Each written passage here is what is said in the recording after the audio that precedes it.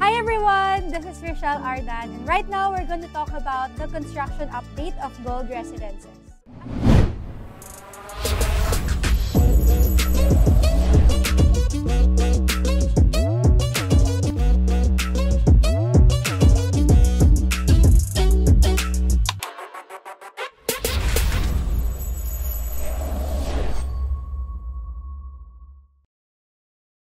As we all know, Gold Residences is one of the top premier projects here in SMBC and well known as the nearest project of SMBC in the airport.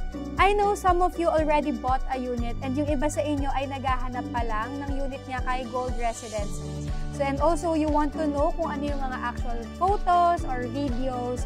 So I went there myself para hindi na kayo mahirapan. So, panoorin niyo yung vlog na to hanggang dulo para makita niyo yung actual 360 tour ng Gold Residences. Just across NAIA Airport, located in Parañaque City.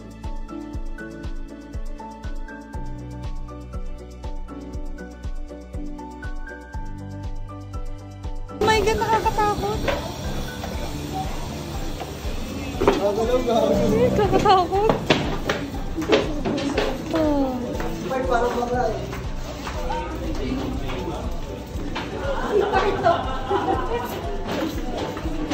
Titignan nyo, meron na tayong range hood dito, then induction cooker, then meron tayong cabinet dito sa baba.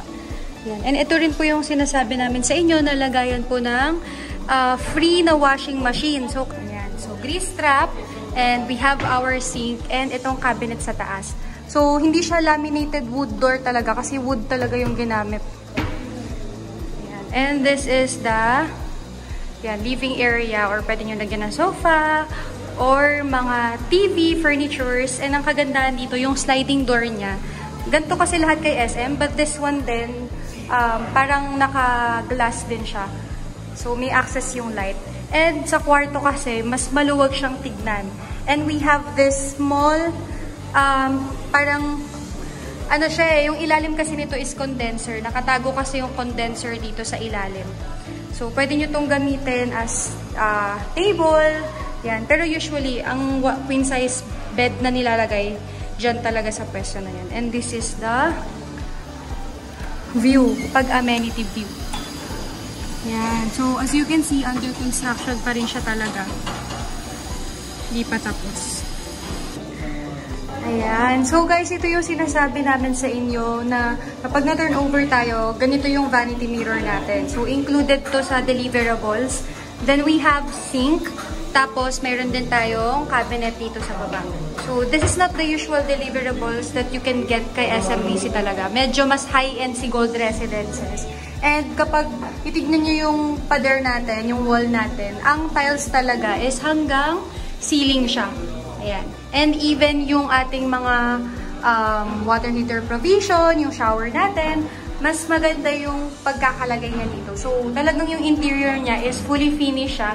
Need mo na lang din talaga lagyan ng mga design.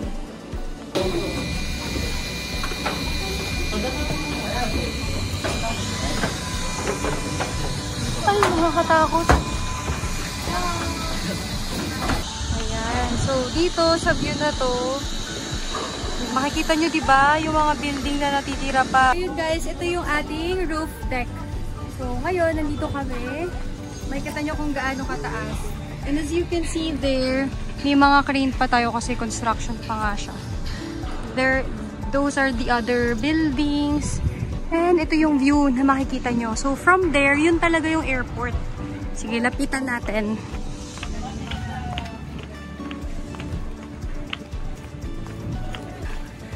Yan. So, ayun yung ating ramp ng airport. Diba? Super lapit. Imaginein mo dito ka lang nakatira. Or may unit ka dito. Then, pagtawid mo, yun na yung airport. So, dun yung Pasay.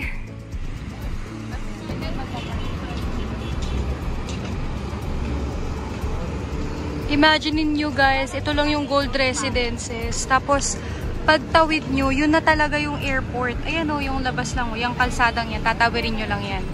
Ganun lang siya kalapit. So, that's it guys. This is the Gold Residences construction update as of July 2024. So, meron pa tayong mga natitirang units, pero if you want to get much lower yung down payment, I suggest na kumuha na kayo ngayon kasi pag ready for occupancy na to, mas mahal na rin talaga yung property. So, if you like to know more, please send me a message through my email and contact number.